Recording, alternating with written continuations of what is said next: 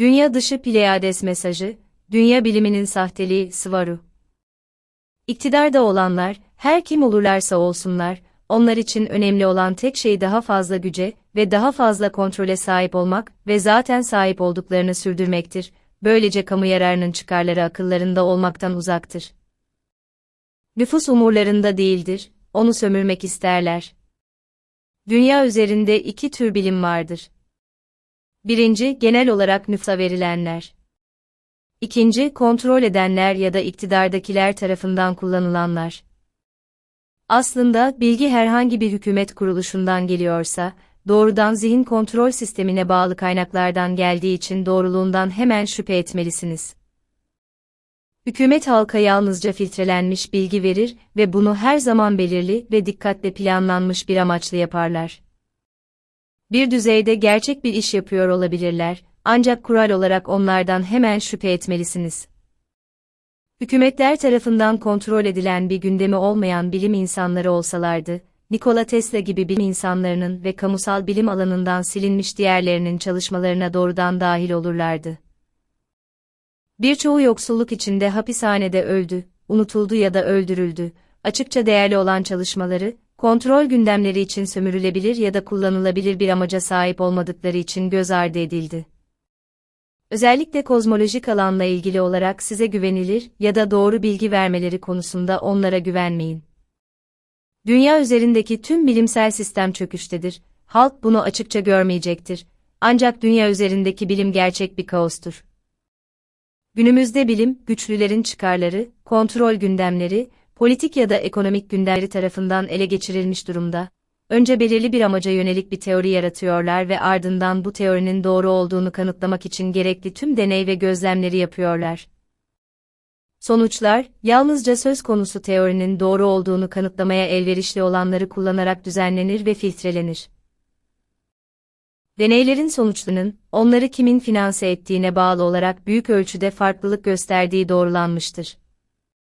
Ayrıca bilimle bağlantılı dergilere, teorilerini sadece teori oldukları halde doğruymuş ve kanıtlanmış gibi yayınlamaları için para ödüyorlar ve böylece onları okuyan ve orada okudukları için bilim alimi olduklarını düşünenler, bunları tekrarlamaktan sorumlu olacaklar ve bu şekilde bu fikirlerin nüfusun geri kalanına kolayca dahil edilmesine yardımcı olacaklar ve böylece yanlış bir fikir belirli bir amaç için yayılmış olacak, gerçeği saptırmak. İnsanlar çocukluklarından beri otorite olarak, büyüklerin ya da kendilerinden daha çok şey bilen insanların onayına ve rehberliğine güvenmeye şartlandırılmışlardır. Önce ebeveynler, sonra okullardaki öğretmenler ve son olarak da hükümetler ve dinler. Nüfus kendisine eksiksiz ve sindirilmiş bilgi verilmesine, gerçekliğin ne olduğunun, neyin yanlış, neyin doğru, neyin etik olup olmadığının söylenmesine alışmıştır. Yani derinleşmek, analiz etmek, araştırmak, sorgulamak onların bir parçası değildir. Sadece çok azı koşullanmanın dışına çıkabilir. Bu tasarım gereğidir çünkü kontrolcülerin istediği şey nüfusun her düzeyde kendilerine ve onlara gerçeklik olarak vermek istediklerine tamamen bağımlı olmasıdır. İnsanların dünya dışı varlıkların resmi olarak açıklanmasını istemeleri, insan nüfusunun çoğunun kendi başlarına düşünmekten aciz olduğunu, sadece büyük bir babanın, yani toplum tarafından kabul görmüş bir bilim adamının ya da daha iyisi bir hükümetin dünya dışı diğer ırkların varlığını resmi olarak açıklamasını beklediğini göstermektedir. Aksi takdirde kanıtlar her zaman gözlerinin önündeyken kendi gerçekliklerinin bir parçası olamazlar. Bilimsel yöntem, bir şeyin, bir teorinin geçerli olarak kabul edilebilmesi için kanıtlanabilir ve gözlemlenebilir olmasını gerektirir. Kozmoloji ve astrofizikte insan bilimi özellikle zayıftır çünkü bilimsel yönteminin aynı kurallarına dayanarak, gerçek olarak iddia ettikleri şeyler kanıtlanmamıştır. Bununla birlikte, teorilerini sorgulanamaz gerçekler olarak sunarlar. Astrofizik ve kozmoloji alanında, İnsan bilimi bazı argümanların ya da teorilerin doğruluğunu kanıtlamak için matematiksel modeller kullanır, oysa matematiğe dayalı modellerin, insan biliminin kendisi tarafından, bir şeyin geçerli olup olmadığını yalnızca kendi referans çerçevesi ya da sayısal mantıksal sistemi içinde yansıtan, Kendi içinde dış nesnel gerçeklikle hiçbir ilgisi olmayan matematiksel bir alt gerçeklik yaratan sayısal evrenler biçiminde sistemler ya da kendi kendini sürdüren gerçeklikler ürettiği kanıtlanmıştır.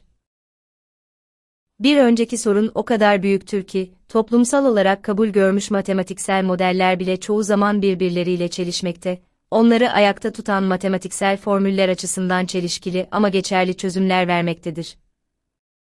Dünya biliminin görelilik ve kuantum mekaniğini tek bir teoride birleştirememesi buna bir örnektir.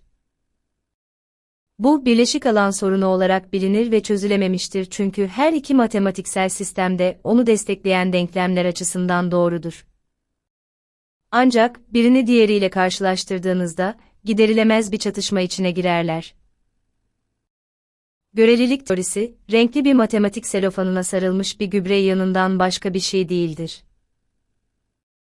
Nikola Tesla. Doğru kabul edilen bir başka teori örneği de sicimler teorisidir. Bu sadece kendi kendini destekleyen matematiksel bir sistemdir ve doğrulanması imkansızdır. Dolayısıyla bilimsel yönteme saygı duymanız gerekiyorsa bu yanlıştır. Bir diğer çok ciddi sorun da, dünya biliminin ışık hızını evrensel bir sabit olarak kabul etmesidir. Oysa kendileri de ışık hızının bir kütleye ya da yıldız nesnesine yakınlık gibi faktörlerin etkileşiminden etkilendiğini doğrulamışlardır ki bu çelişkilidir. Yeryüzü bilimi, bilinç gibi zamanı etkileyen diğer faktörleri anlamaktan da acizdir. Eğer ışık hızı bir sabit değilse, bir yıldızı diğerinden ayıran büyük mesafeleri aşmak için ışık hızını aşmanın imkansız olduğunu nasıl garanti edebilirler? İkincisini, dünyanın çevresinde başka ırkların varlığına karşı bir argüman olarak kullanıyorlar. Yeryüzü bilimi materyalist indirgemeci bir yapıya sahiptir ve sonuç çok farklı olduğunda bir şeyin parçalarının toplamının sonucu olduğu varsayılır. Canlı bir varlığın parçalara ayrılması onun nasıl davrandığını, nasıl olduğunu ya da yaşamda neden var olduğunu açıklamayacaktır. Burada kendilerine açık, şüpheci olmayan ve hakim olduklarını düşündükleri konuda büyük bilgi sahibi olarak gören kişilerde ortaya çıkan bir başka olgu daha vardır. Söz konusu konunun araştırılmasına çok fazla zaman ve emek, bütün bir hayat harcadıktan sonra, ne kadar güçlü olursa olsun, yeni verileri işleyememek için bir inkar sarmalı olan bilişsel uyumsuzluk içine girerler, çünkü bu bireyin kendisi için çok fazla zaman ve emek harcayarak yarattığı inanç sistemiyle çatışmaya girer. Yani saldırdıkları şeye ya da onlara saldıranlara dönüşürler. Yeni bilgileri özümseme yeteneğine sahip değildirler. Ekonomik ya da varoluşsal bir destek yöntemi olarak da hizmet etmiş olan inançlarına tutunurlar. Yeni fikirleri kişisel bir hakaret ya da bütünlüklerine ve hayatta kalmalarına yönelik bir saldırı olarak görürler. Bir inanç, bireyin büyük bir duygusal yük yüklediği bir fikirden başka bir şey değildir. Modern bilim, olması gerektiği gibi hakikat arayışına dayanmaz. Ancak dayatılan teorileri doğrulamak için bahaneler aramaya dayanır. Bilimsel yöntem fiziksel dünyayı tanımlamak için çok iyi çalışır, ancak gözlemlenemeyen herhangi bir şeyle karşılaştığı anda işlevini yitirir. Pek çok şey deneysel olarak doğrulanabilir ve gerçek olarak kabul edilir. Ancak bilinç ve kozmoloji konularına girdiğimizde bilim bunları doğrulayamaz. Dünyada bilim, gezegeni kontrol eden güçlerin hizmetinde oldukları için, bu statüyü elde etmiş olan ve temelde onlara para ödeyen sosyal olarak kabul görmüş bilim insanları olan rahipleri tarafından her şeyin kabul edilmesi gereken başka bir din haline gelmiştir. Bu nedenle sonuçları tahrif ederler veya araştırmaları çarpıtırlar. Böylece patronlarının ihtiyaç duyduğu her şeye zorla uyarlar. Geçmişte herhangi bir kavram ya da fikrin önce Vatikan'ın baş rahibi tarafından kabul edilmesi gerekirdi. Bugün ise bilimin yüksek din adamları tarafından kabul ediliyor.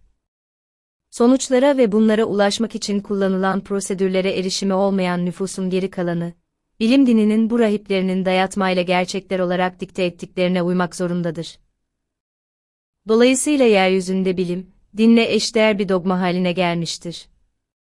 İnsan nüfusu, eğer bir şey bilimsel olarak kanıtlanmamışsa, o zaman gerçek olmadığına inanmaya şartlandırılmıştır. Ve bir kez daha, bir tür otoriteye bağlı olma şartlanmasına düşüyoruz. Bu da birçok şeyi bir kenara atmak için bir bahane olarak kullanılıyor. Üst düzey bilimsel çalışmalar yalnızca güçlülerin bazı gündemlerine ulaşmalarına hizmet edecek konularda yürütülmekte ve diğer her şey işlerine yaramadığı gerekçesiyle bir kenara atılmaktadır. Bağımsız olarak çalışan pek çok bilim insanı, en titiz bilimsel yöntemlerle devrim niteliğinde ve tamamen kanıtlanmış sonuçlar ortaya koymuştur. Ancak sonuçları yayınlandığında veya topluma açıklandığında, resmi bilim tarafından dikte edilen parametrelere uymadıkları takdirde hızla gözden düşürülür ve hatta alay konusu olurlar. Başkalarının kendisine verdiği bir kafatasının gerçekten dünya dışı ya da dünya dışı bir melez olduğunu çeşitli yöntemler kullanarak ve sorunu farklı açılardan ele alarak şüpheye yer bırakmayacak şekilde kanıtlayan araştırmacı Lloyd Piaget'in durumu böyledir. Resmi bilim adamları, dünyada var olmadığı ve bilinmediği açıkça sınıflandırılmış olan DNA kodlama bilgilerini bir kenara attılar. Sadece bu kafatasının hidrosefalisi olan bir çocuğa ait olduğunu söylediler, oysa kemiklerin adli analizi bile bunun yetişkin bir bireye ait olduğunu ve yapıldığı malzemenin kemiğe değil dentine benzediğini ortaya koymuştu. Ve hiçbir bilgi bu konudaki tutumlarını değiştirmeye yetmedi ve çalışmalarını itibarsızlaştırmak için kapsamlı bir kampanya başlattılar. Dünya dışından geldiği kanıtlanan kodlanmış DNA, dünya dışı insansı varlıkların varlığını destekleyen en güçlü kanıtlardan biridir. Ve resmi bilim onu itibarsızlaştırdı ve alay etti ve bu, birçok örnek arasında sadece bir tanesidir.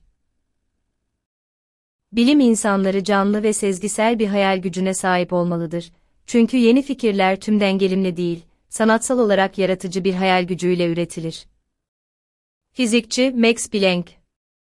Halka ulaşan bilim türü kontrolörler tarafından tamamen ele geçirilmiştir. Fiziksel dünyayı tanımlamak ve aletlerin ve temel aygıtların yaratılmasını için etkili olsa da, doğası gereği 3D ve dolayısıyla matris ile sınırlıdır. Evrenin tamamen maddi bir yapıya indirgendiği, evrenin eşittir madde olduğu, tamamen Newton mekaniğine dayalı düşüncelere itaat eder. Dünya üzerindeki bilim her şeyi üç yöne ya da sonuca indirgemektedir. Materyalizm, maddi ve gözlemlenebilir olanın dışında hiçbir şeyin var olmadığını savunur. Karmaşık bir şeyi parçalarının toplamıyla analiz etme yöntemi olan indirgemecilik. Determinizm, insan da dahil olmak üzere tüm olayların ve tüm eylemlerin bireyin iradesi dışında bir şey tarafından meydana getirildiğini savunur. İnsanın hiçbir şey üzerinde kontrolü olmadığı ve kendi eylemlerinden sorumlu tutulamayacağı ileri sürülmüştür. İnsan biliminin bu temel sınırlaması birçok düzeyde çok ciddi sonuçlar doğurmaktadır. Dini dayatmalara bir yanıt ya da tepki olarak ortaya çıkar, bu nedenle gözlemlenebilir olmayan her şeyi itibarsızlaştırmaya, içsel bilgi ve inançla ilgili olan her şeyden kaçınmaya yönelik açık ve güçlü bir eğilimi vardır. İnsan bilimi, fiziksel dünyada olmayan her şeyi ve bilinç, sezgi ve diğer varoluşsal düzlemlerle ilgili olan her şeyi itibarsızlaştırma yönünde güçlü bir eğilime sahiptir. Bu nedenle, dünya bilimi için önemli olan tek şey mantıktır ve sezgi gibi onunla çelişebilecek içsel bilgelik reddedilir. Bu da bireyin asıl kaynaktan net bir şekilde ayrılmasına neden olur. Materyalizmde fiziksel olan hiçbir şeyin toplum için bir değeri yoktur ve bu da nüfusun gerçek manevi gelişimin tüm yönlerini göz ardı ederek yalnızca en temel ihtiyaçlarını karşılayabilmesi nedeniyle kaçınılmaz bir mutsuzluk ve umutsuzlukla sonuçlanacaktır. Bu durum, bir yanda maneviyatla karıştırılan dini düşünceyle diğer yanda bilimsel düşünce arasında dualist bir karşıtlığa neden olmakta, manevi ve maddi olmayan yönlerin bilime dahil edilmesini imkansız hale getirmekte, böylece bilimin hareket alanını ve dolayısıyla sonuçlarını sınırlandırmaktadır. Hayvanların insan olarak saygı görme haklarının ellerinden alınmasına neden olmuş, yüzyıllar boyunca maruz kaldıkları korkunç ve ölçülemez sömürü ve acıları beslemiştir. Hayvan, canlı olduğu, animaya sahip olduğu, bir ruha sahip olduğu anlamına gelir. Aynı şekilde fiziksel olmayan tüm insan ıstırapları da bilim tarafından çevreye uyum sorunları ve vücuttaki kimyasal ayrışma sorunları olarak itibarsızlaştırılmaktadır. İndirgemeciliğin mükemmel bir örneği. Doğası gereği hasta bir topluma iyi adapte olmak bir başarı değildir. İnsan biliminin değerleri tersine çevrilmiştir. Kişinin, bireyin, duyguların, maneviyatın değeri yoktur. maddi ve cansız olanın değeri vardır. İndirgemecilik bilimi fiziksel ve hemen doğrulanabilir olanla sınırlar, burada her şey parçalarının toplamıyla açıklanır. Bununla birlikte, diğer varoluşsal veya ruhani düzlemlerden gelen maddi olmayan yönleri içeren bütünün işleyişini göz ardı ederek, bir kez daha olanaklarını ve sonuçlarını sınırlandırır. Ve determinizm, kendi düşünce sistemleri için geçerliliği olmayan tüm değerleri insandan ve vicdandan uzaklaştırarak tüm materyalizm ve indirgemeciliğin temelini oluşturur. Bu da insanların yaşamları üzerinde hiçbir kontrollerinin olmadığı, hiçbir şey üzerinde kontrollerinin olmadığı sürekli bir kurban zihniyeti durumuna girmelerine neden olur.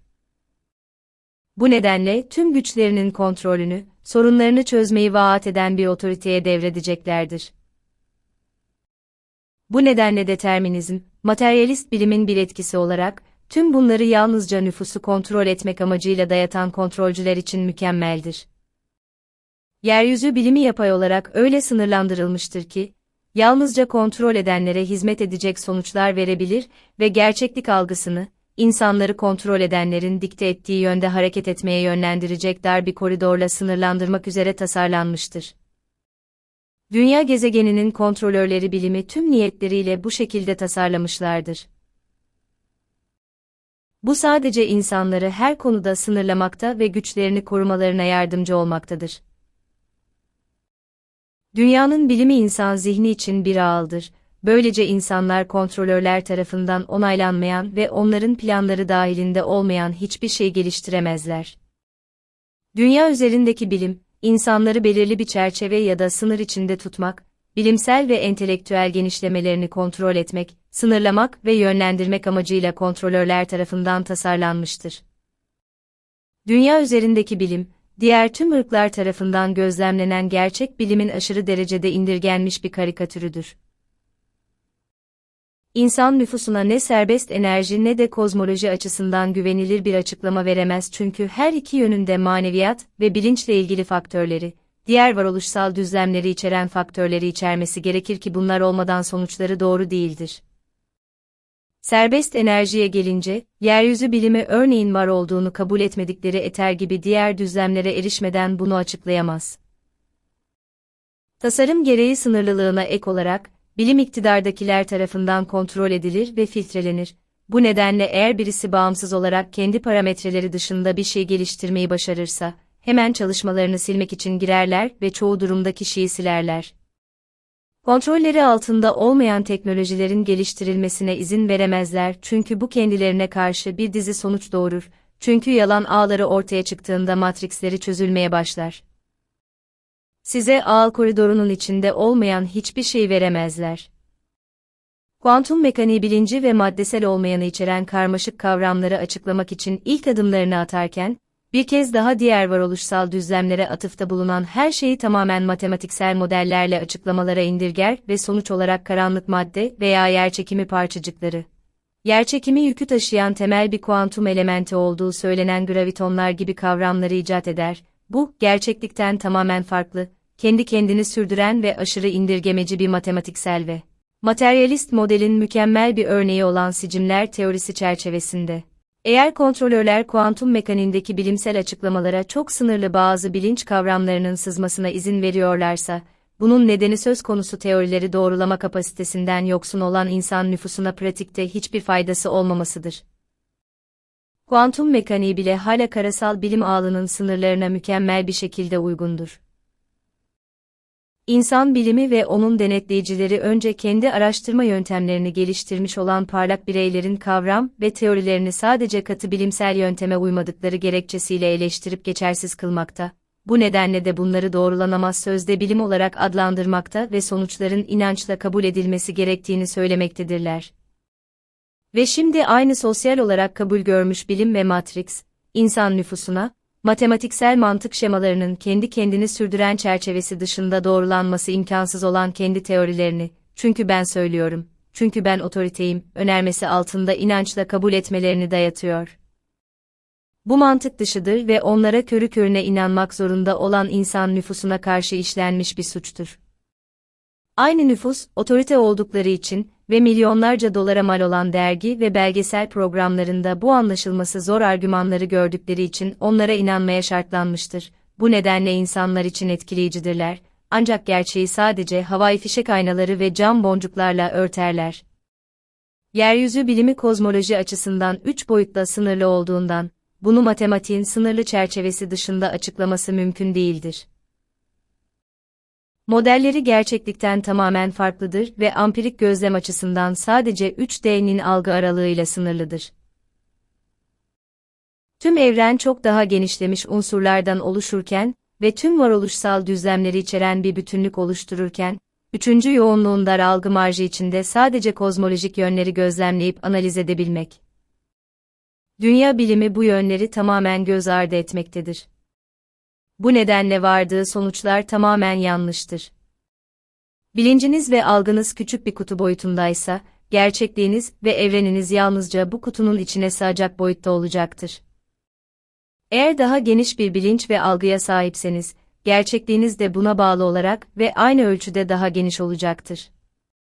Farkındalık ne kadar büyükse, gerçeklik algısı da o kadar büyük olur. Bu doğru orantılıdır. Ve bununla ilgili olarak şunu da belirtmek isterim ki, bu nedenle, dünyadaki şüpheciler için, bizim tarafımızdan verilen bilgileri özümsemek çok zordur. Çünkü bu kavramlar onların zihinsel kutularına sığmaz ve eğer konuya zaten hakim olduklarını düşünüyorlarsa, onları bir kenara atmak ya da şüpheciliğe hatta alaycılığa düşmek onlar için daha kolaydır. Yani, farkındalık ne kadar büyükse, yeni verilerin kabulü de o kadar iyi olur. Buradaki şüphecilik, insanların her şeyi bilmediklerini ve halihazırda öğrendiklerinin ötesine geçen yeni bilgileri zihinlerine entegre edemediklerini inkar etmek için kullandıkları bir araçtır. Tamamen bilimsel çerçevenin dışında, dünyayı kontrol eden kabal, kabul edilmiş bilim ağının çerçevesi dışında kalan herhangi bir kişi ya da olaya karşı harekete geçirilen son derece etkili itibarsızlaştırma sistemleri uygulamıştır. Daha önce de belirtildiği gibi, izinsiz çalışmalara ve ilerlemelere el koymakta, mucitlerini itibarsızlaştırmakta ve hatta öldürmektedirler. Buna ek olarak, insan nüfusunun maruz kaldığı zihinsel kontrol boyutlarını da eklemeliyiz. Kitle iletişim araçları, değerler ölçeğinin, neyin mümkün neyin imkansız olduğunun tam anlamıyla programlandığı en etkili yöntemdir. Daha sonra dünya nüfusu, kendi üyelerinin ajanları olarak bir filtre veya kontrol mekanizması olarak hizmet eder, yani bilim adamı Matrix ağından ayrılanların akrabaları veya tanıdıkları bile hemen onlara bir enfeksiyona karşı kan lökositleri gibi saldırma eğilimindedir. Ne türden olursa olsun radikal ya da farklı bir düşünceye sahip olan herhangi bir kişi otomatik olarak alaya alınacak, toplum tarafından ve çoğu durumda kendi ailesi tarafından izole edilecektir. Çok az kişi böylesine olağanüstü bir direnişe rağmen varoluş biçimlerini ve alternatif çalışmalarını sürdürecek güce ve inanca sahiptir. Bu nedenle diğer mesajlarımda insan nüfusunun Matrix'in kendisi olduğunu savunuyorum. İnsan nüfusu, çoklu yollardan ve çoklu kaynaklardan aldıkları aynı koşullandırma ve zihinsel kontrol sayesinde, bilgiyi almaya ve sorgulamamaya, aldıklarının gerçek olduğunu varsaymaya alışmışlardır. Bunu, dünya dışındaki dünya dışı yaşamın varlığına ve varlığına karşı argümanlara uyguluyorum. Küçük bir araştırma yaparak kontrol edebileceğiniz bir gerçek olarak, teleskopların, radyo teleskopların ve kozmosun gözlemlenmesine ve incelenmesine yönelik diğer teknolojik araçların her biri, Illuminati'den başka bir şey olmayan cizvitler tarafından yönetilmektedir. Onlar kabaldır. Teleskoplardan ve uzay ajanslarından gelen tüm bilgiler düzenlenmiştir ve doğruluktan tamamen yoksundur. İnsan nüfusu medya aracılığıyla, örneğin dünya dışı bir gemi gibi bir şey dünyanın yakınına girerse, bunun hemen Kanal 8'in haberlerinde çıkacağını varsaymaya koşullandırılmıştır. Bu sorunu, dogma haline gelen, başka bir din haline gelen dünya biliminin sınırlılığını fark etmelisiniz. Biliminizi bazı şeyler için çok faydalı bir araç olarak kullanmalısınız.